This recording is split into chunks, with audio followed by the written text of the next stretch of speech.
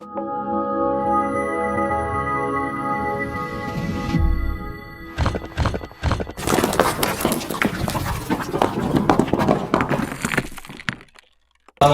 warahmatullahi wabarakatuh.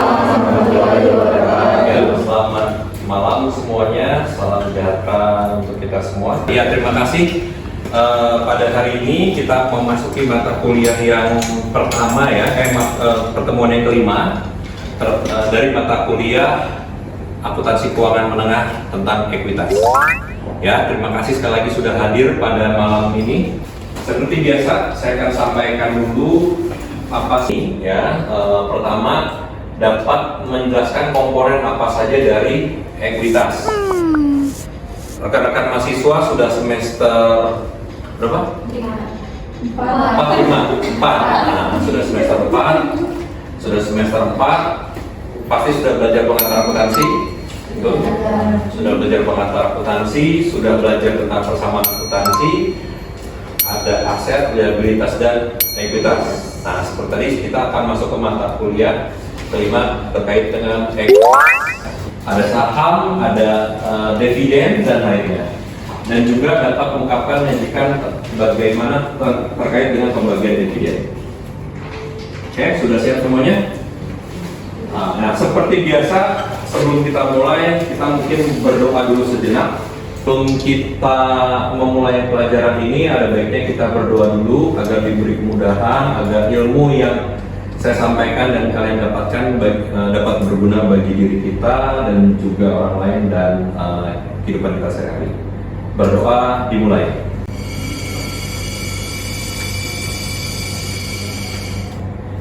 Oke, selesai? Baik, kita masuk ke pelajaran materi di dalam. Ini adalah agenda yang akan saya sampaikan. Materi yang akan saya sampaikan pertama terkait karakteristik dari PT. Mungkin kalau pengantar akuntansi awal kalian belajar tentang modal. Sekarang kita sebut dengan ekuitas. Modal itu untuk perusahaan perorangan biasanya. Tapi kalau kita bicara PT itu sudah lebih luas lagi, perusahaan terbuka atau perusahaan yang skala besar. Dan bagaimana apa saja transaksi ekuitas dan juga dividen. Nah, diharapkan dari pembelajaran ini, sasaran pembelajaran, tujuan ya, segala sesuatu harus ada tujuannya, adalah saya akan menjelaskan komponen apa saja dari ekuitas ya. Dan juga saya menjelaskan bagaimana mencatat, menyajikan, mengungkapkan transaksi perbitan saham biasa dan juga saham treasury. Apa itu saham treasury nanti akan dijelaskan lebih lanjut. Dan juga saya akan memaparkan tentang mencatat dan menyajikan serta mengungkapkan transaksi terkait dengan dividen.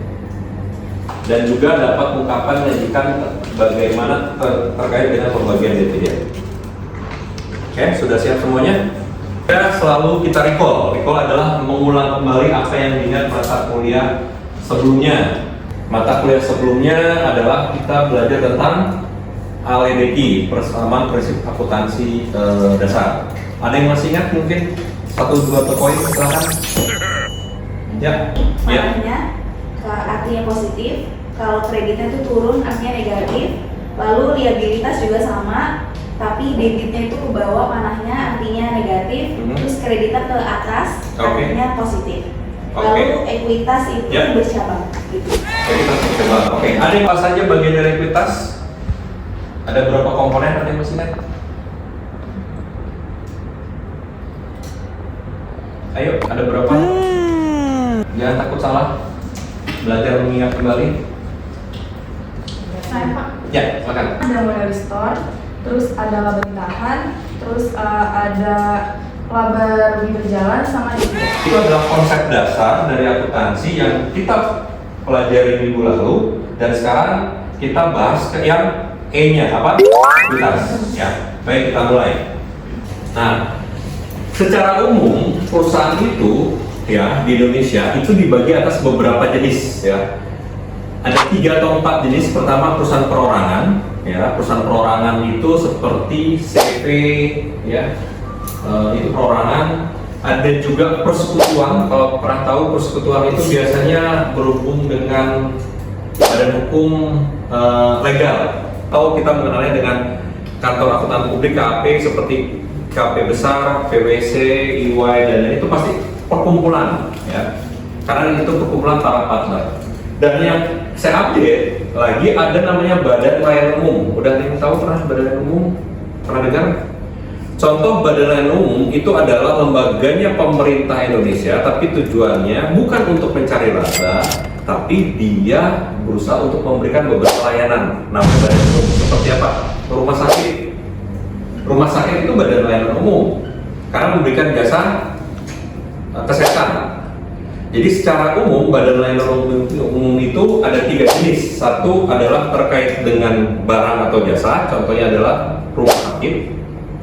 Yang kedua, mengelola dana bergulir seperti lembaga pengelola dana bergulir koperasi atau seperti lembaga BPDH, lembaga pengelola dana lingkungan hidup. Itu mengelola dana bergulir. Itu milik pemerintah, dia mengelola dana. Tujuannya juga tetap ada salah satu yang mencari keuntungan. Dan lainnya adalah Badan Layanan Umum mengelola kawasan. Ada yang tahu Raja Ampat yang lagi heboh? Ya, itu dikelola oleh BLU Raja Ampat, BLUD itu. Ada istilah D itu daerah. Jadi kalau hanya mendengar namanya BLU itu berarti tingkat nasional. Ya. Rumah sakit dan itu. Nah, namanya sebenarnya kepanjangan pola pengelolaan keuangan Badan Layanan Umum. Nama brandingnya bisa rumah sakit, bisa lembaga namanya Lemiges atau apapun gitu ya. Tapi substansinya adalah dia sebagai mengelola pelayanan. Nah, Belut Raja Ampat mengelola kawasan Raja Ampat. Jadi ada berapa tadi saya sebutkan? BLU secara tipe ada 1 barang dan jasa, kedua dana bergulir, ketiga pengawasan, kawasan ya, mengelola kawasan. Secara garis besar dalam negeri dan luar negeri dia dari kepemilikannya ada perusahaan negara juga atau biasa dibilang kalau tingkat nasional namanya BUMN. Apa? BUMN. Panjangan dari apa? Ada yang tahu? Badan Usaha Milik Negara.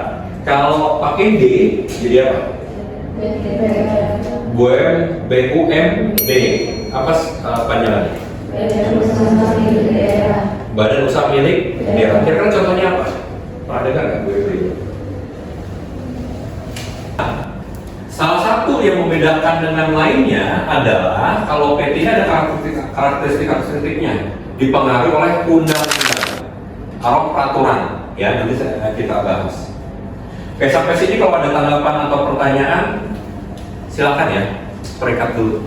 Ini terkait dengan peraturan atau ketentuan terkait dengan perusahaan. Ketika nanti rekan-rekan lulus mau bikin usaha, mau akan berhubungan dengan peraturan ini. Jadi peraturan PT itu ada Undang-Undang Perusahaan tahun 2007 yang diupdate kembali dengan Perpu Cipta Kerja ya tahun 2022. Jadi pendirian PT itu minimal 2 orang, nggak bisa sendiri, dan 2 orang minimal harus ada yang mayoritas yaitu 51% sahamnya. Kalau dulu PT itu bisa 50%, tapi kalau peran itu sama-sama kuat. Makanya ketentuan terbaru dalam Undang-Undang Cipta Kerja adalah 51%. Nah, ini ketentuan PT nanti PPT sudah saya sampaikan ya, rekan-rekan bisa baca semuanya. Pahami lagi jika ada pertanyaan atau tanggapan. Dan juga saham AJIO atau DSJIO itu kalau sahamnya dilepas ke publik, ada juga laba komprehensif di sana dan juga kepentingan pengendali. Ini kalau perusahaan, ya. Ini memang agak berbeda dengan mata kuliah waktu dulu teman-teman di semester 1 masih yang hanya biasa ada hanya modal di store, laba ditahan sama laba rugi tahun sebelumnya. Nah, tapi kalau mulai ke PT akan lebih complicated lagi. Nah, bagaimana menerbitkan saham? Ya, menerbitkan saham itu otomatis disebut dengan perusahaan publik karena sahamnya dimiliki oleh publik. Mana komentarnya tentang saham? Ya, siapa yang pernah main saham di sini? Ini kalau tahu-tahu biasanya pernah main saham. Gimana? Ayo, jangan takut berkomentar. Gimana pengalaman bermain saham atau membeli saham? Untung merugi? Kita akan bahas, saya akan memberikan pembahasan terkait dengan nilai saham. Ini ada contoh perhitungannya ya. Contohnya PT Merapi memiliki 1000 lembar saham biasa yang diotorisasi tanpa nilai atau tanpa par itu face value ya. Jika Merapi menerbitkan kembali sebesar sahamnya 200 saham dengan harga 500 per lembar, maka bagaimana mencatatnya? Nah, sekali lagi, ketika perusahaan menerbitkan sahamnya, berarti ada yang dibeli. Kalau dibeli berarti saldo normalnya apa? Ada uang masuk. Debit adalah kas. Apa kreditnya? Kreditnya adalah saham biasa karena sahamnya sudah diterbitkan, gitu. Ya, paham ya? Debit kredit ini. Kenapa kas? Ya karena uang masuk, ada pembeli, ada yang beli sahamnya. Ya. Nah, seperti itu. Nah, jadi kalau saham itu bisa diterbitkan kembali atau bisa dipecah. Ya, ini contoh di bawahnya. Jika saham yang diterbitkan memiliki nilai yang ditetapkan sebesar 200 ya, maka pencatatan sebagai berikut. Jadi kas 100 sama saham biasa 40.000 dan agio saham, agio atau penurunan atau kenaikan harga sahamnya.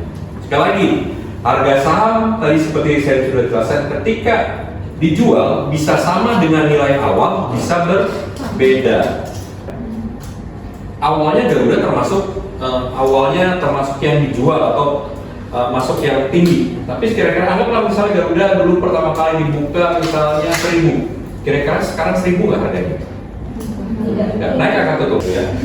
Ada yang bilang gitu karena pernah nggak bilang gitu? Ya pernah dan banyak gitu. Pak kalau beli saham judi Pak, sebetulnya bukan salah sahamnya, salah yang belinya. Nggak dicek dulu. Ada namanya kan fundamental, technical dari perusahaan bukan dari sahamnya ya. Karena saham itu berhubungan dengan perusahaan. Ya, gimana teknikalnya, gimana fundamentalnya? Biasanya kenapa banyak yang beli? Karena secara fundamental bagus, perusahaannya kuat. Garuda secara fundamental kita tahu banyak kasus seperti kemarin penutupan dan lainnya, gitu ya. Itu jadi sudah mencerminkan sebetulnya. Namanya preferensi, reference, ya. Jadi saham preferensi itu saham yang didahulukan, ya. Didahulukan dalam apa? Didahulukan terkait dengan pembagian dividen. Jadi kalau ada keuntungan, yang pertama kali mendapat dividen adalah yang memiliki saham preference. Apa namanya? Saham preference, ya, karena preferensi. Dan juga ketika misalnya perusahaan itu bangkrut, ketika rekan-rekan misalnya membeli saham preference, rekan-rekan akan memiliki aset perusahaan yang dijual lebih dulu dibandingkan yang saham biasa atau common stock. Kenapa? Karena ketentuannya seperti itu. Biasanya saham preferensi itu adalah para pemilik di awal. Ada ketentuannya itu. Pemilik saham preferensi apa saja. Misalnya kita belajar Nadiem dulu jual apa? Gojek nama Indonesia apa? Saya lupa ada yang ingat. Dulu PT Anak Bangsa, Nadiem termasuk salah satu yang mempunyai saham terbesar. Sekarang turun, tapi dia tidak bisa dilikuidasi sama sekali karena dia mempunyai saham preference. Dan memaparkan tentang saham, jurnalnya dan lain pada rekan semua. Sekali lagi ada tanggapan atau pertanyaan sebelum kita ke materi berikutnya terkait dividen. Preference kan saham preference itu adalah saham milik prioritas ini. Iya. Jadi dividen juga kalau dikasih itu duluan yang. Iya betul. Tapi kenapa saham preference itu nggak memiliki hak suara? Padahal saham biasa itu memiliki hak suara. Betul, pertanyaan yang bagus. Kenapa saham preference tidak memiliki hak suara padahal yang diutamakan? Betul nggak? Nah, biasanya saham preference itu adalah saham yang pemilik awal-awal sekali. Kalau dibayangkan saham preference itu biasanya jumlahnya besar atau kecil? Besar atau kecil? Biasanya kecil. Nah, makanya kecil. Kita balik logikanya. Kalau dia kecil tetapi bisa mengalahkan yang 80% pemegang saham, jadi masalah nggak? Ya, jadi gitu logikanya. Ya, kenapa saham preference itu kecil?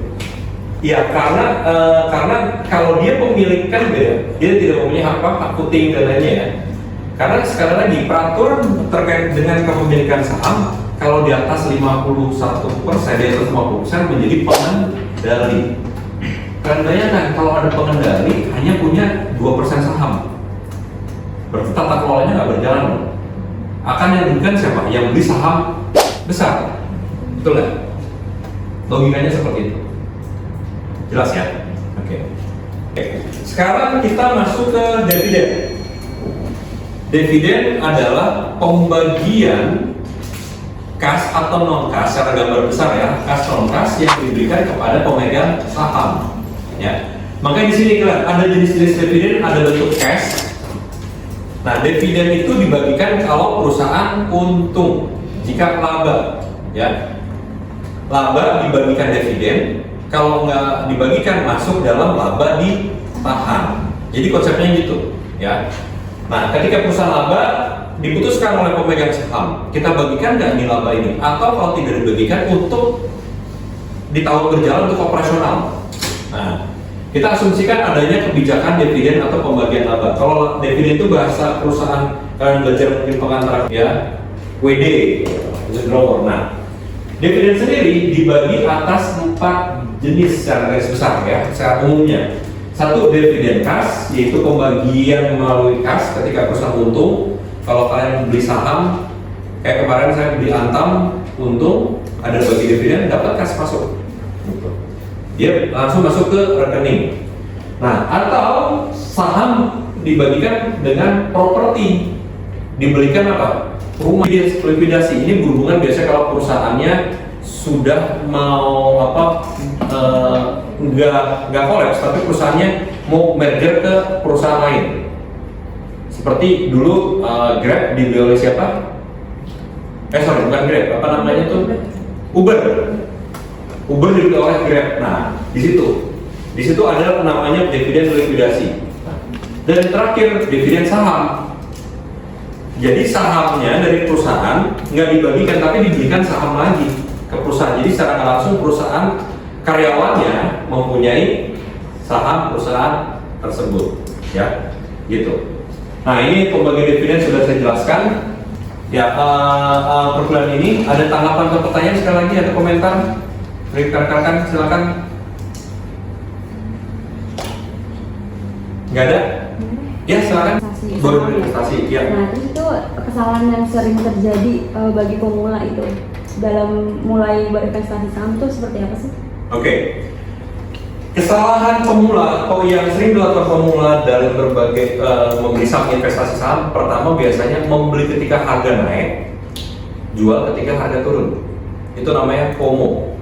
Kenapa itu bisa terjadi? Karena tidak mempelajari fundamental dari perusahaannya. Ya, itu harus dipahami nih. Kenapa?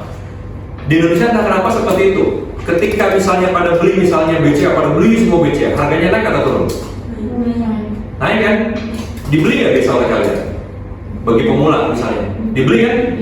Biasanya dibeli. Tapi kalau bagi yang tahu, ketika harga naik seharusnya dijual, betul nggak?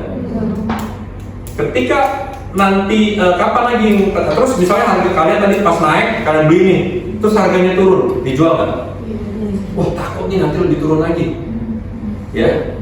Bagi seorang investor yang nggak harus pemula tapi punya konsep dasar investasi, dia akan menjadi mana? Ketika turun. Tapi dia juga harus mempunyai menganalisa tentang fundamental dari perusahaannya, gitu. Kayak BCA waktu kemarin habis lebaran kan turun tuh. BCA sekarang 8.000, pas 7.000 karena saya tahu fundamental saya beli. Berapa lot? Sekarang naik lagi 8.500. Sekarang saya tahu fundamentalnya dia kuat. Dia hanya sebentar terus naik lagi. Tapi kalau kalian nggak belajar fundamental, hanya tahunya ngikutin orang atau ngikutin tren di TikTok atau lainnya, misalnya nggak tahu kalian beli Garuda dan lain-lain, turun langsung harganya. Ada ibaratnya jangan menangkap pisau yang jatuh. Karena ketika turun dan kita nggak tahu fundamental, apa yang terjadi? Dia akan turun terus, malah kita rugi. Ya, jelas ya. Jadi gini, sekali lagi pelajari tentang fundamental dari perusahaannya, ya, itu. Jangan FOMO. Dan saham itu, apalagi kalau kalian kuliah atau pekerja, susah jadi trader. Kalau trader terus 24 jam, jadi trader itu adalah profesi sebetulnya. Ya, di luar negeri itu profesi ada sertifikatnya trader. Di kita kadang-kadang bukan profesi tapi apa? Sambilan. Betul nggak? Nah, padahal kalau kalian mau jadi profesi trader, ya trader, atau menjadi seorang investor. Kalau investor, sesudah dibeli, tinggalin aja berapa tahun kemudian. Kalau kalian percaya dengan fundamentalnya, pasti akan naik lagi. Oke, terima kasih. Ada lagi tanggapan atau pertanyaan? Tugas sudah saya sampaikan. Kalian membuat rangkuman analisa tentang saham-saham dari perusahaan besar.